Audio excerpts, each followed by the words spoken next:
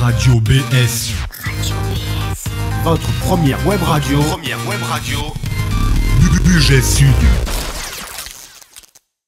On se rappelle que ça s'appelle la politesse, ça s'appelle le respect.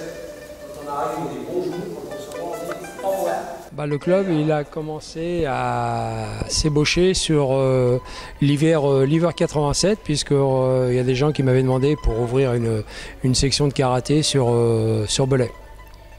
Donc on a d'abord réfléchi un petit peu au statut, on a mis en place un bureau et des déclarations à la sous-préfecture, puisqu'on est en association loi 1901.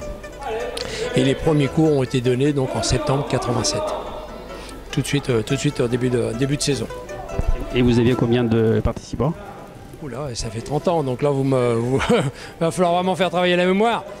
Je crois que sur les premiers cours, parce qu'il y avait déjà une petite section avant, il devait y avoir une quinzaine, une vingtaine de licenciés là, sur les premières saisons. Ouais, on n'était pas très nombreux. Il a fallu qu'on fasse ses preuves et puis qu'on prenne une bonne réputation, on va dire. Aujourd'hui, on a bien progressé. Aujourd'hui, on doit être 70, 75 à peu près, donc répartis sur des tranches d'âge de 8 ans à 80 ans.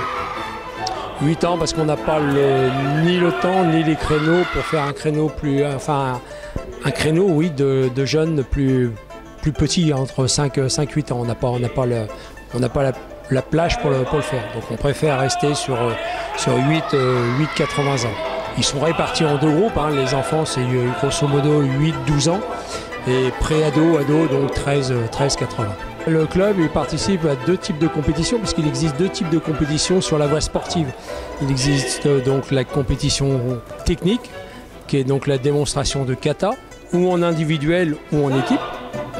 Et après vous avez la démonstration combat, qui est plutôt d'ailleurs une confrontation qu'une démonstration, puisque là il faut aller chercher des points face à un adversaire, sur un règlement qui est bien précis, des valeurs de points qui sont bien définies.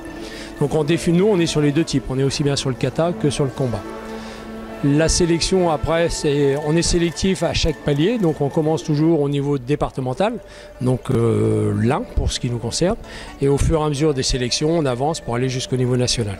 Les événements, ce seront les objectifs qu'on s'est donnés, qui sont réguliers, hein, puisque les objectifs c'est la compétition et les ceintures noires.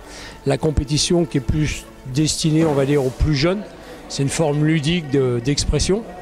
Et les ceintures noires qui sont aussi pour les jeunes, mais qui permettent aussi aux plus anciens de pouvoir se donner des challenges et puis se remettre un petit peu en question là-dessus. Donc ça, c'est deux points importants de saison qui sont autant donc des démonstrations, enfin peut-être pas des démonstrations, mais des objectifs à atteindre. Qu'est-ce qu'il faut pour être un bon karatéka? Je pense que déjà il faut être humble et puis il faut déjà accepter de venir s'entraîner régulièrement et puis accepter de faire des efforts physiques et mentaux.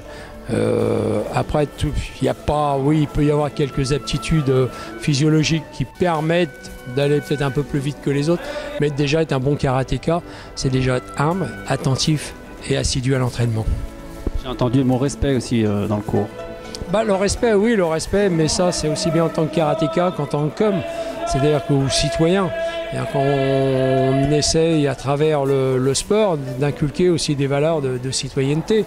Il y a de la mixité, puisqu'il y a hommes-femmes, il y a de la mixité aussi sociale.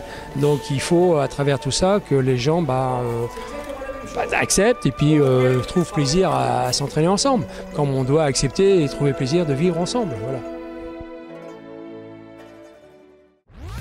Radio BS.